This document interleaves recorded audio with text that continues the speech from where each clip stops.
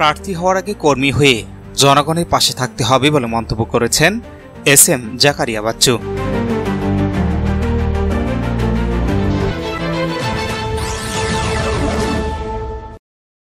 আসসালামু আলাইকুম।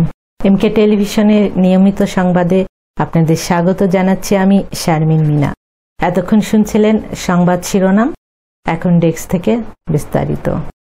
প্রার্থী হওয়ার আগে জনগণের প্রকৃত সেবক হিসেবে তাদের পাশে দাঁড়াতে হবে, তাদের সুখ দুঃখ জানতে হবে, অভিযোগ শুনতে হবে, তবেই একজন প্রকৃত নেতা হওয়া সম্ভব বলে মন্তব্য করেছেন দিনাজপুর ৫ পার্বতীপুর ফুলবাড়ী আসনে বিএনপির মনোনয়ন প্রত্যাশী ও গণমানুষের নেতা এসএম জাকারিয়া বাচ্চু।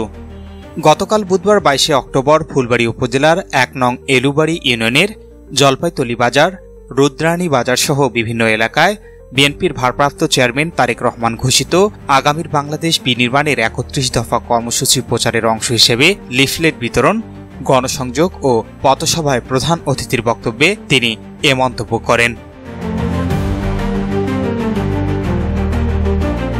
এসএম জাকারিয়া বাচ্চু আরও বলেন, আমরা রাজনীতিতে পরিবর্তন আনতে চাই, সেই পরিবর্তনের লক্ষ্যেই আমরা জনগণের দোরগোড়ায় পৌঁছে যাচ্ছি। তারেক রহমানের ৩১ দফা কর্মসূচি তুলে ধরছি। আগামীতে বিএনপি সরকার গঠন করলে এই ৩১ দফার আলোকে একটি সুখী, সমৃদ্ধ, ক্ষুধা ও দারিদ্র্যমুক্ত উন্নত বাংলাদেশ গড়ে তোলা হবে।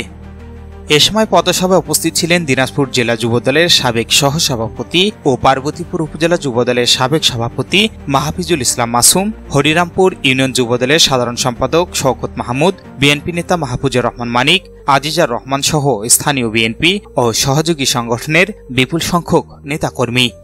এলাকার সর্বস্তরের জনগণও উক্ত কর্মসূচিতে অংশ নিয়ে ৩১ দফা কর্মসূচির প্রতি সমর্থন ও আগ্রহ প্রকাশ করেন।